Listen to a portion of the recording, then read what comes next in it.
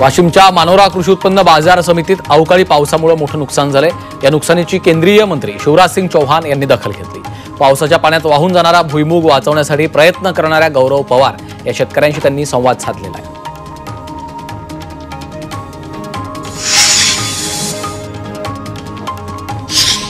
संभाजीनगरात अवकाळी पावसामुळे शेती पिकांचं मोठं नुकसान झालं। पावसामुळे 3000 हेक्टर क्षेत्रावरील पिकांसह फळबागांना फटका बसलाय। त्यामुळे तत्काळ पंचनामे करण्याचे आदेश दिले।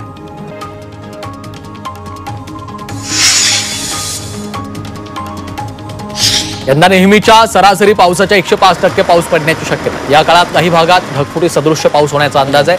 त्यामुळे पुणे विभागातील आपत्ती व्यवस्थापन तयारीला लागलेलं आहे।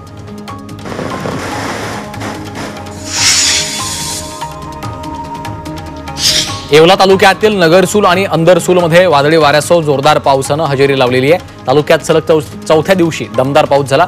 पावसाचा पिकांनाही फटका बसण्याची शक्यता आहे।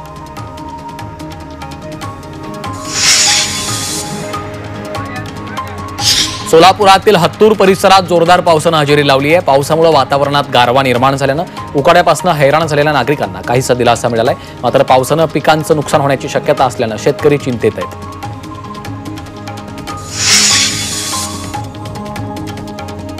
पुण्याच्या शिरूरमधील जांबूतमध्ये एका झाडावर वीज कोसळली। त्यामुळे झाडाला आग लागल्यानं झाड जळून खाक झालं।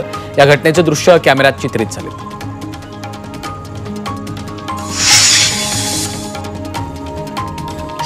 अवकाळी पावसानं नाशिकच्या ग्रामीण भागात चांगलंच झोडपलं। निफाड तालुक्यातील पिंपळगाव इथं ढगफुटी सदृश्य पाऊस झाला असून द्राक्ष बागांचं मोठं नुकसान झालं। एका शेतकऱ्यानं द्राक्ष बागांच्या संरक्षणासाठी लावलेल्या सीसीटीव्ही कॅमेऱ्यामध्ये पावसाचे दृश्य कैद झाले।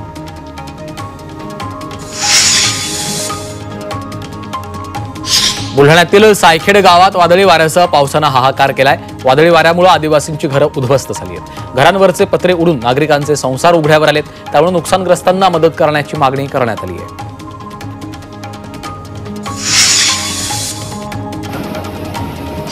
बुलढाण्यातील धाड परिसरात मुसळधार पावसामुळे बाणगंगा नदीला पूर आलाय। या पुरामुळे धाड धामणगावचा संपर्क तुटला तर शेती पिकांचं मोठं नुकसान झालंय। त्यामुळे शेतकरी पुन्हा संकटात सापडलाय।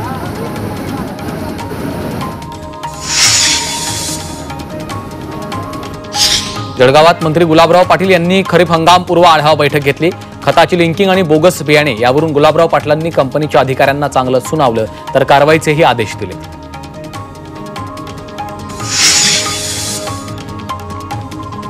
पुण्यातील शिरूरमध्ये झेंडूच्या फुलांच्या दरात मोठी घसरण झाली।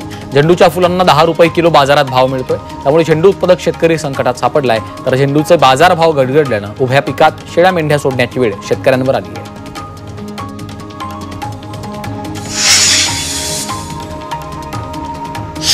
रायगड जिल्ह्यात आजपासून ड्रोन वापरावर बंदी घालण्यात आली आहे। ही बंदी 3 जूनपर्यंत लागू असणार आहे। रायगडचे जिल्हाधिकारी किशन जावळे यांनी बंदी आदेश जारी केलेत। ऑपरेशन सिंदूर नंतर खबरदारीच्या पार्श्वभूमीवर हा निर्णय घेतलाय।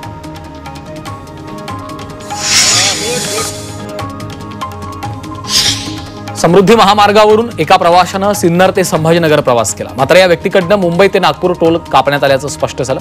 या प्रकरणी तक्रार केली असून वसूल केलेली रक्कम प्रवाशाच्या खात्यामध्ये अद्याप आली नाहीये। त्यामुळे प्रवाशांनी रोष व्यक्त केला आहे।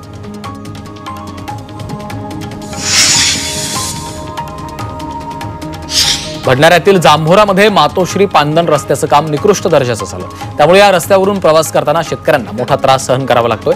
त्यासाठी या रस्त्याची चौकशी करावी आणि कारवाई करावी अशी मागणी होती।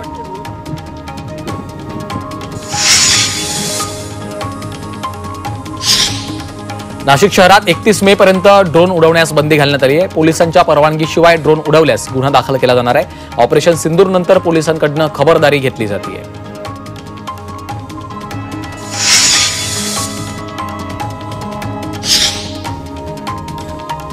सांगलीच्या आष्टामध्ये डॉक्टर बाबासाहेब आंबेडकरांच्या नावानं बांधण्यात आलेल्या समाज मंदिराच्या सभागृहाचा लोकार्पण सोहळा पार पडला। राष्ट्रवादी शरद पवार पक्षाचे प्रदेशाध्यक्ष जयंत पाटील आणि माजी खासदार भालचंद्र मुणगेकर यांच्या हस्ते सभागृहाचं उद्घाटन झालं।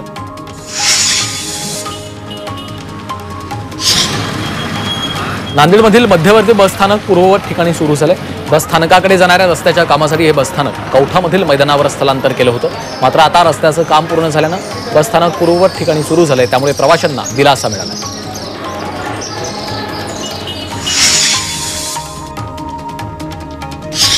सांगली जिल्ह्यातील दुष्काळी तालुका म्हणून जतची ओळख आहे. जत तालुक्याला उपप्रादेशिक परिवहन कार्यालयानं MH59 हा नंबर दिलाय. जत तालुक्यातील वाहनांसाठी हा विशेष नंबर मिळाल्याने जत तालुका आता विकासातही क्रमांक मिळवणार का याबाबत उत्सुकता आहे.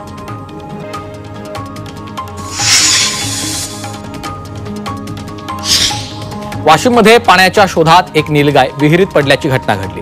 मंगरुळपीर तालुक्यातील जोगलदरी या शेतशिवारात ही विहीर आहे. तत्काळ वन विभागानं धाव घेतली, मात्र रेस्क्यूसाठी आवश्यक साहित्य नसल्यामुळे अनेक अडचणी निर्माण झाल्या होत्या. तरीही काही प्राणीप्रेमींच्या मदतीनं नीलगाईला विहिरीतून बाहेर काढलंय.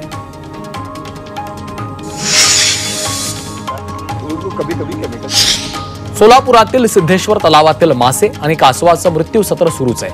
जलतज्ञ राजेंद्र सिंह राणा यांनी तलावाची पाहणी केली. पाण्यात केमिकल मिश्र पाणी झाल्यामुळे अनेक जलचरांचा मृत्यू झाल्याची शक्यता त्यांनी वर्तवली आहे.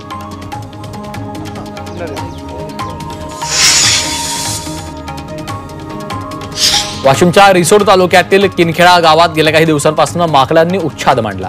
माकडांच्या टोळ्या शेतमालाची नासधूस करतायत. वन विभागानं तत्काळ लक्ष देऊन माकडांचा बंदोबस्त करावा अशी मागणी ग्रामस्थांनी केली आहे.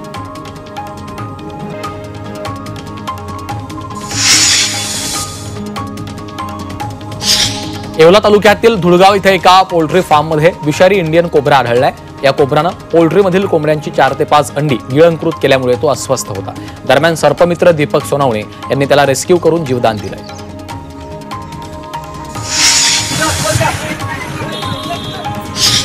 इंदापूर तालुक्यात भरदिवसा एका अधिकाऱ्याकडनं पैसे लुटण्यात आले. सराटी ते खोरोची या रस्त्यावर दुचाकीवरून आलेल्या तिघांनी अधिकाऱ्याला अडवून 58,000ची रोकड लंपास केली. या प्रकरणी तिघांविरोधात गुन्हा दाखल केला.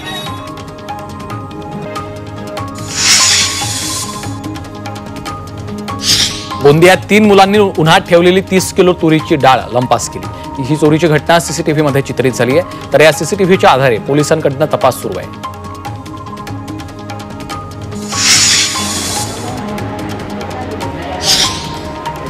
संभाजीनगरच्या वाळूज परिसरातील घरफोडीतून 6 कोटींचा ऐवज लंपास करणाऱ्या दरोडेखोरांचा शोध घेण्यासाठी 50 पोलिसांचं पथक काम करतंय. आता हा तपास गुन्हे शाखेकडे वर्ग करण्यात आला असून घराच्या केअरटेकरची दिवसातून 3 वेळा चौकशी करण्यात आली आहे.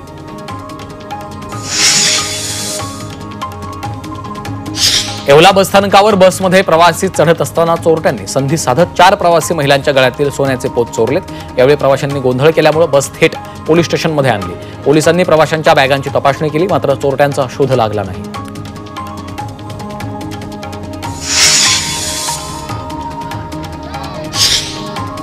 भारतीय सैन्य दलाचं मनोबल उंचावण्यासाठी साताऱ्यातल्या कोरेगावमध्ये भाजपकडनं तिरंगा सद्भावना रॅली काढण्यात आली. यावेळी भाजपच्या कार्यकर्त्यांसह शेकडो नागरिक रॅलीत उपस्थित होते.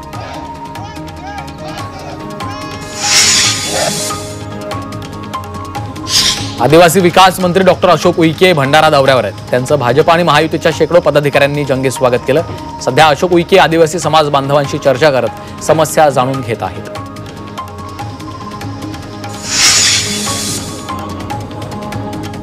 माजलगावच्या धरण परिसरातून अवैधरित्या बेसुमार पाणी उपसा सुरू आहे.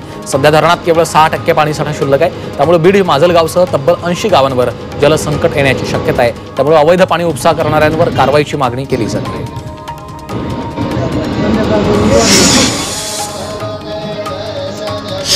साई संस्थांचं कामकाज पाहण्यासाठी 6 सदस्य समितीची निवड करण्यात आली.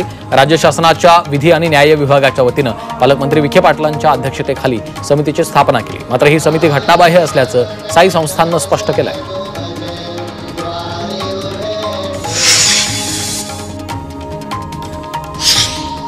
पुणे महापालिकेचा आयुक्त पालखी मार्गाची पाहणी करणार आहेत. संत ज्ञानेश्वर आणि संत तुकाराम महाराजांच्या पालखी सोहळ्यानिमित्त पालखी मार्गाची पाहणी करण्यात येणार आहे. यावेळी महापालिकेच्या विविध विभागांचे प्रमुख पाहणी दौऱ्यात सहभागी होणार आहेत.